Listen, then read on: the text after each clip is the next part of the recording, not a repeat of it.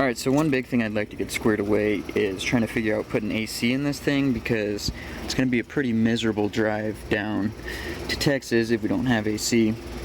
So this was a non-AC car from the factory, but it does look like it is wired for AC. You can see here's the compressor hookup, and I believe we've got the pressure sensors over here and here. Now, the F Super Duty is kind of a oddball because there wasn't a whole ton of them made. They're hard to find in junkyards, and I think the cab may have some different parts compared to like the F250, 350, although I'm not positive on that. I do have an F150 and with AC, and it looks like the AC evaporator box would fit on here no problem, like bolt wise.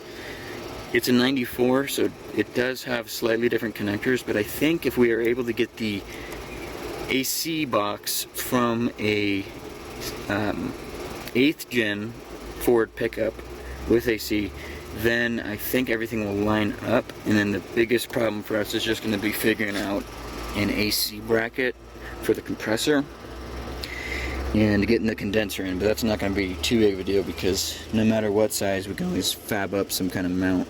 So all that to say, we are going to go to the junkyard and kind of mess around and see if we can find anything that's going to work for us.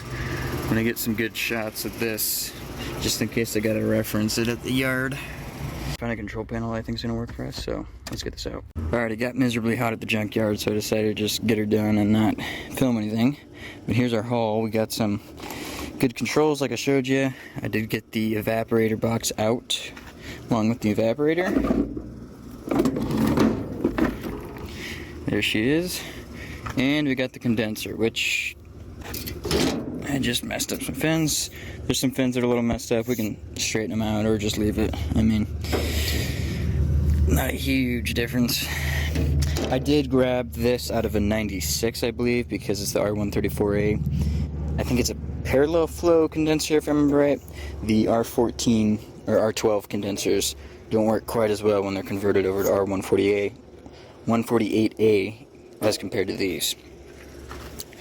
So, one thing I was kind of confused of at the junkyard is if we look under the hood, I thought these were for AC pressure switches, which it does not appear that that is the case. I don't know what this is for or what this one is for, but it's not the AC pressure sensor. The AC pressure sensor is just a 2-terminal plug that goes onto the receiver dryer, which I actually have the receiver dryer, so I'm going to show you. I don't see the connector over here at all, which is a little bit strange to me because we do have the compressor connector right here. So, at least I'm pretty sure that's the compressor connector. That's what the other ones have. So, I don't know. Alright, I figured we should start off by making sure our new controls will fit, because that'll kind of key us into the wiring differences. And everything looks just about the same. Here's the new one. You can see we've got that connector, fan speed connector, and the vacuum harness. And on this one we have the same.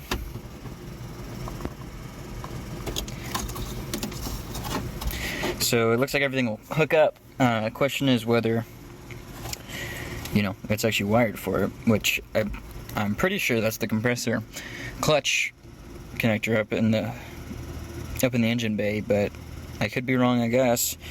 I don't know what else it would be there for. One small difference I did notice was the vacuum colors. You can see how they differ. We may need to reconfigure on that, I don't know, but we're gonna figure it out. So maybe I'll install our new controls, and then we can test and make sure that our heater and blend door and fan speed all work properly with the new controls. And we can maybe switch it on to AC and see if we get any kind of signal on the AC clutch connector, or at least what I think is the AC clutch connector. And then we can go from there. So I'm going to switch that out real quick. It's not really that exciting. We're just going to unhook that connector, unhook that connector. These are held in with 10mm bolts. They're just kind of funky clips that go on the plastic. There's one here and one here.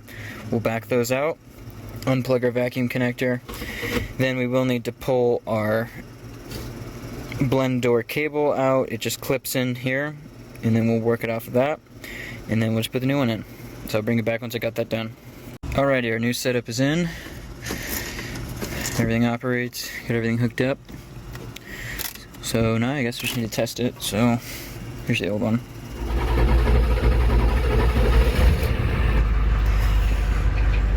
A little bit of a long crank, so we may need to look into that. Alrighty.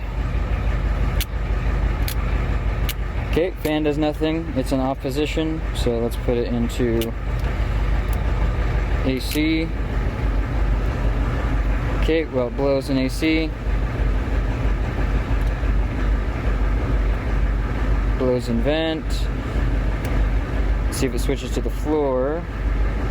It does not appear like it is. Okay, that switched it to the floor. Oh no, that switched it to defrost. Floor / defrost, so that works. And let's try just defrost. That also works. Floor does not seem to work. We maybe need to switch around a vacuum line or something, but I'm not really concerned with that. I mean, if you want the floor, you can do floor and defrost. It's not a huge deal. But in the AC position, the vents work, so that's good. Let's put it in off. Let's get a test light set up on that connector. See what it's looking like at idle with the AC switch turned off, and then we'll switch it on to AC and see what happens. Okay, test light is grounded. Well, I just pulled it off. Now it's not grounded. Test light's grounded now. See if we can stick the cord in the fin. Nothing on that terminal.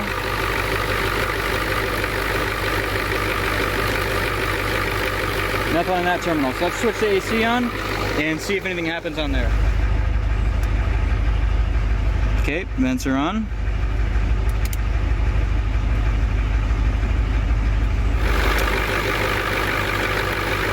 Nothing. So let me dink around for a second. I mean, we also do have the potential for the compressor not switching on without the pressure sensors on. Because, you know, air compressors, AC compressors won't turn on unless there's a certain amount of coolant in them, just to protect them. So we could be dealing with that potentially. Let me dink around with it for a little bit and see if I can get anything to happen.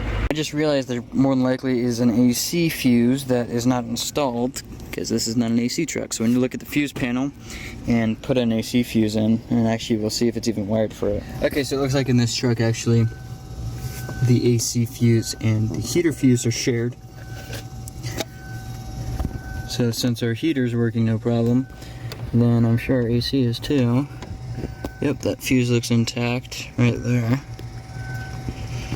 Okay, so that's not our problem. Cool. So I've done some looking at wiring diagrams, and it looks like how the system works is you have a always hot connection onto here, and whenever you switch it to it, switches the hot to whatever position. So in AC, it sends hot to the AC wire, which is light green purple tracer. That's for that top wire right there. That light green purple wire goes to the low pressure AC cycling switch, which is that pressure switch I was talking about. And if the pressure switch is engaged, meaning there's enough pressure, then the light green purple goes through that and turns into the wire that turns on the AC compressor clutch. So we just need to figure out where the light green purple is going and see where that connector for the low side pressure switch is. Now it does seem like the system on these older Fords is dumb, meaning it doesn't have a high pressure switch as well. So the low pressure switch is just to make sure that you're not running the compressor completely dry without oil and refrigerant. So, I mean, technically, if we end up needing to, we can totally bypass that and just run this wire directly to the AC compressor clutch, but it would be nice to be able to do it right. So I'm gonna try tracing this down, and I'll bring you back once I make any progress. Alright, so I think I have made some progress. This is the AC clutch connector, and I'm 99% sure this is actually meant to be the AC compressor clutch. It has one side grounded with just straight black, the other side is black yellow, and this is always grounded. I did make sure of that with the test light, so that's connected. This black yellow wire comes all the way down this wire harness, all the way over through this connector, over here, and I think into this, because we see a black yellow and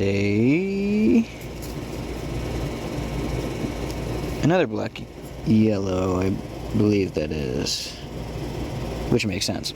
So this is just a weird connector. I've never seen a Ford with this style connector on the AC pressure switch. So I'm going to use the ohm meter to see if there's continuity between this black yellow over here over the compressor clutch. Now if there is, then we'll know this is the low pressure switch, and we can just cut the wire and actually put the normal connector on there. Maybe diesels this year had a different connector for the low pressure switch, I don't know, because I've only ever really looked at the gas AC setups, but they are like 99% similar beyond the AC compressor bracket and whatnot. So yeah, let's go grab the ohm meter and see. You know, I just thought of an easier test method. Let's just throw a jumper in between those terminals, turn the AC switch on, and see if we're getting power to the AC clutch. I don't even think we need to have the engine running, because looking at the wiring diagram, this has power at all times when the key is on. So I think if we just put it on to AC, which it already is, we've got the jumper installed, expertly I might add. Now let's throw this on ground, just to make it easy on us. Throw this in here. Black yellow is this thinner one on the side. Yep, we do have ground. Alright, let's see if we have anything going on at this connector. Does not appear like it. These are pretty crusty, so let's just go straight into the connector and see. Nothing. And nothing. Okay, well, let's try running the engine. Maybe it does know, actually. So, let's give that a go.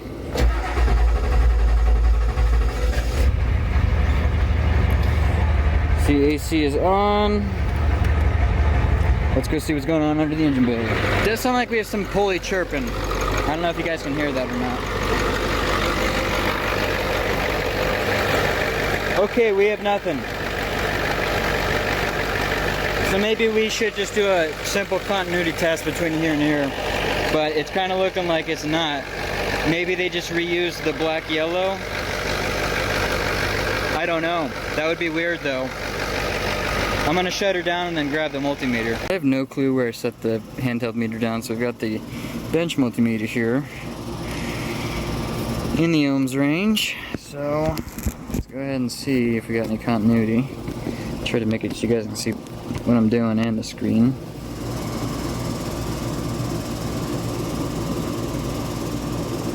Okay, we do have a connection of about 15 ohms, but again, that connector kind of is all corroded on the inside, so that's probably where most of our resistance is coming from, because it's a little bit high for that short of a run. Okay, so the question is now, why were we not getting power with the switch on? Because the other side should be going into the cab to that switch on the HVAC control box. Okay, so at least we know which side we're putting power on. So if we get our test light, we'll shove it in that connector, and we'll know that we should get power on it with that switch on. So yeah, that connector definitely is the low pressure switch, but it's very strange that it's that type of connector, because I've never seen a Ford AC pressure switch like that. And if you look up 1990 Super Duty AC pressure switch, you get one like what I'm thinking of with a different plug. So whatever, who knows, could be something weird, I don't know. Doesn't really matter because it is what it is. I guess let's switch these on We could even come inside and probe the wires and see what we got going on. Let's turn the ignition to on. Okay, we do have something kind of weird coming on now. The vent is not working. Oh, it needs vacuum to work. That's right. That's right. I'm just kind of dumb. So we should get power on this, even though it's not changed the blend door. I guess it's actually a diverter door or whatever they call it. But regardless, we should have constant 12 volts coming in here, and then constant 12 volts coming out the AC line, AC wire, whenever you have the switch on here. And I think that would be regardless of whether the engine's running. But so we've got that on. Let's go look, see if we've got power to that connector. We do not.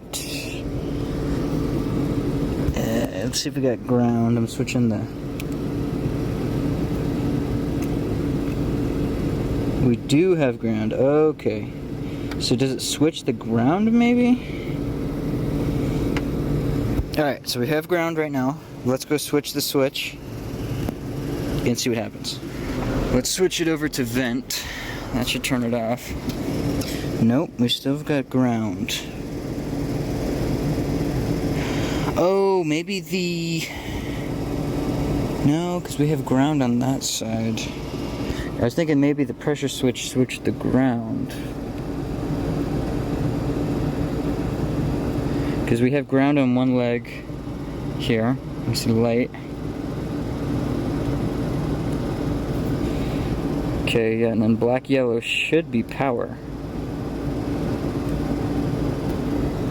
Which obviously it's not going to be right now because we don't have the pressure switch in. But that comes definitely over to here. Then we have this other black, yellow I think it is. That should get power when the switch is on.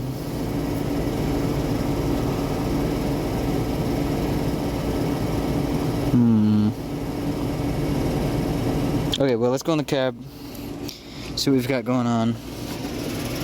And here, so we just need to find some kind of ground. Oh, here we go. Got the steering column cover delete going on right now, so we can just clip on there. Try to find a cleanish piece. Okay, so if we look here, which I'm just gonna puncture the wires. I know it's not the best thing to do. Let's turn it to normal or max AC. Green purple is our AC, and we do have power. Let's switch it off. Sorry, and we lost power. So that is working as it should. We are getting power onto green purple for sure. We need to figure out where green purple is going. I'm going to look on the wiring diagram. I'm going to see where green purple goes, if it just goes straight into the black yellow through the low pressure switch. But we'll see. I'm going to look and let you know. Alright guys, so following the wiring diagram, the light green purple wire that goes from there goes all the way down here to the connector C203 in the passenger side kick panel. And we can see, I think, where was it? Here it is. I think this is that wire. Light green purple. Let's use the test light real quick and see if that's correct. So the AC switch is on. This should be grounded. Okay, well we're not getting anything there. Let's make sure our ground is good and that we're getting power over here. Ground must not be good. Okay. Let's find a bit of ground. I don't know if it's going to reach all the way, but we got the steering column. There we go, we got power. Very dim, but hopefully you guys can see it. Okay, now we'll test this light green purple. Yep, we got power. And there's our problem. It does not go into the engine bay. Okay, well that is an easy fix. It's really strange because I don't know where that other wire is going. It must just be a dead ground. I don't know why they would even populate it, but yeah, it must just be a ground wire over to the ground connection. That is so strange. Okay, well that is an easy fix. We can just add a wire into this connector. We'll run it through the same place in the firewall. We'll run it up to that pressure switch, cut off that connector, which is useless right now, and we'll put the proper low pressure switch connector on, and we should be smooth sailing on the electrical side. So I think we've got that totally sorted out now. We probably are good to just put this back together. I don't think we need access to anything else on the control side, so maybe we'll put that back in. And then it's just the physical connections for the AC system. We've got the junkyard condenser and evaporator box, which that's the biggest part, the evaporator box, because we could make any kind of system we want as long as we've got the evaporator box.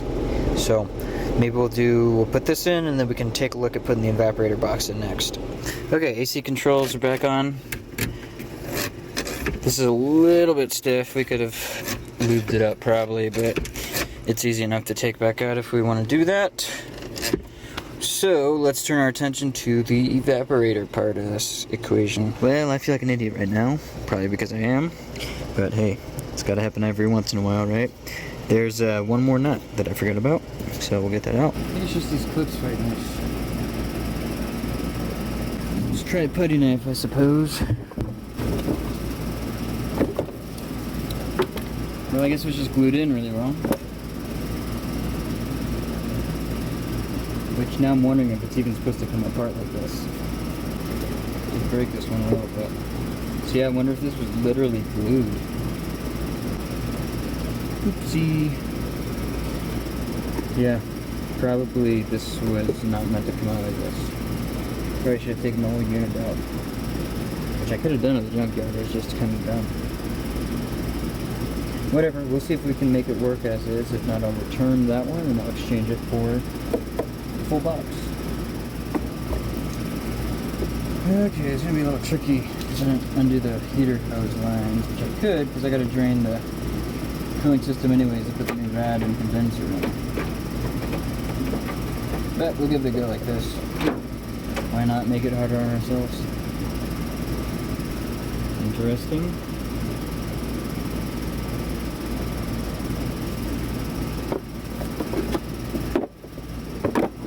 Okay, let's just undo the heater hose.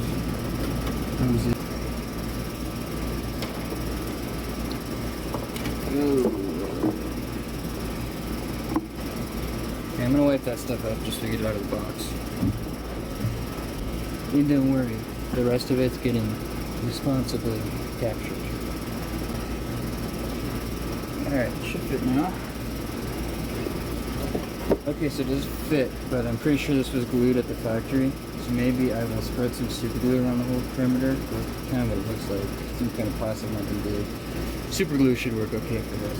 And then I'll press it together and I don't know, see what happens. Alrighty, here we go. I was thinking if super glue fails, RTV might work pretty well. Maybe I'll go grab a clamp.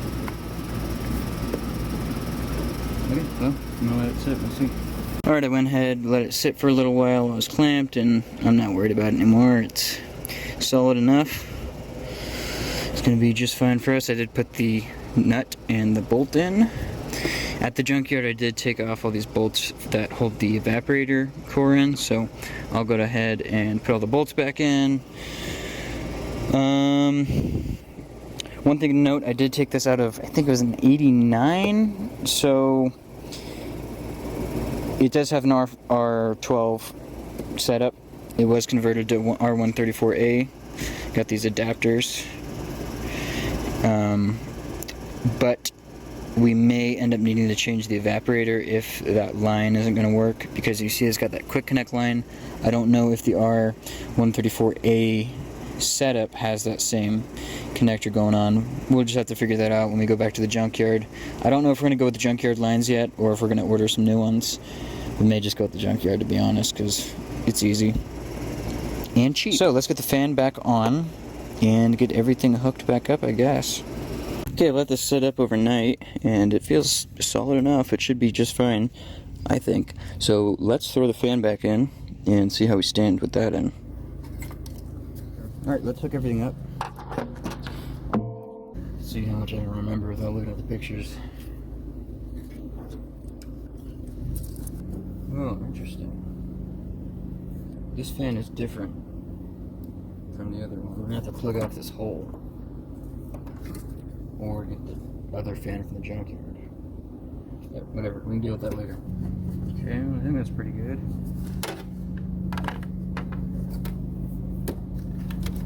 This is gonna be our low pressure switch. And we need to repair the recirc vacuum line. It's funny, my truck rotted out in the exact same place. I guess we can get the heater hose lines back on.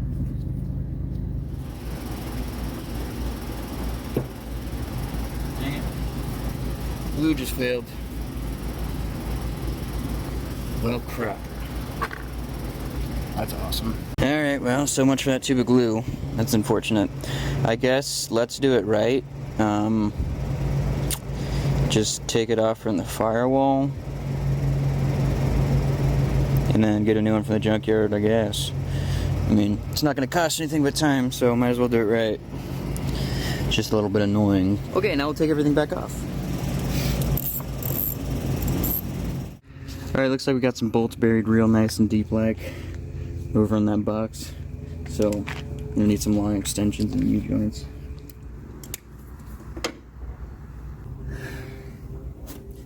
In we go.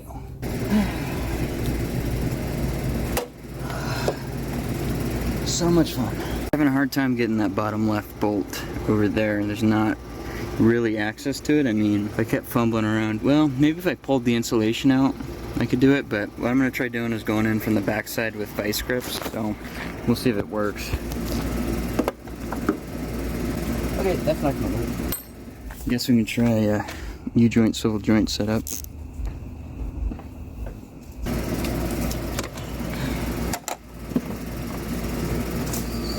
Something tells me we might lose that bolt before we can put it back in.